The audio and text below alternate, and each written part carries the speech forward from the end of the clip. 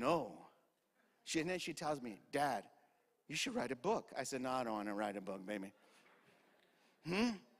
How many of us? We isolate ourselves. How farther up we can be in just life if we would communicate some of the stuff that we go through instead of casual conversation. There are men in my life that helped me so much. So much. Communication keeps us together. It's like the blood that flows through our body. When it stops, life stops. Life stops. James tells us this in James chapter 1, verse 19. Be swift to listen, slow to speak, and slow to become angry. Slow to be angry. We all heard the phrase, let me sleep on it.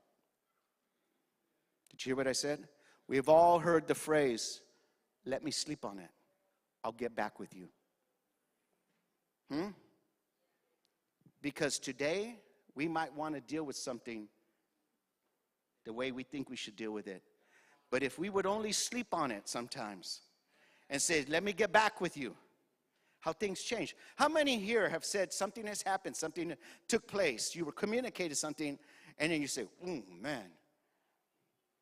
And we either say it or we we communicate in a lot of different ways other than vocally, amen? We communicate in our body language. We communicate through texting, and that's a bad way to do things when you're not feeling good.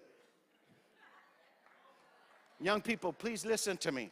That's really a bad way to communicate when you're not feeling good. Sleep on it.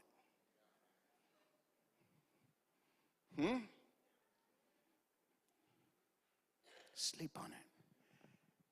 David said these words, give me a learning heart so that I could lead your people wise.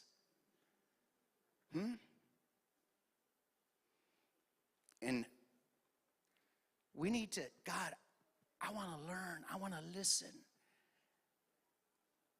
I want to do the right thing. Pastors, we're leading people.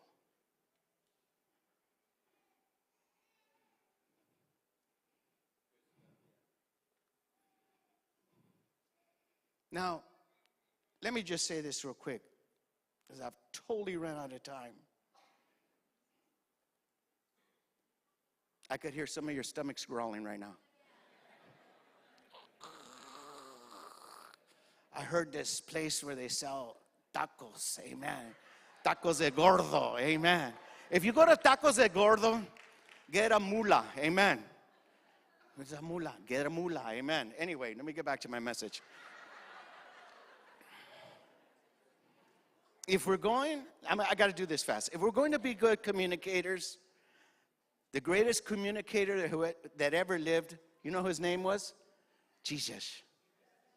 Jesus. This is what Paul tells us in the book of Philippians chapter 2 verse 7.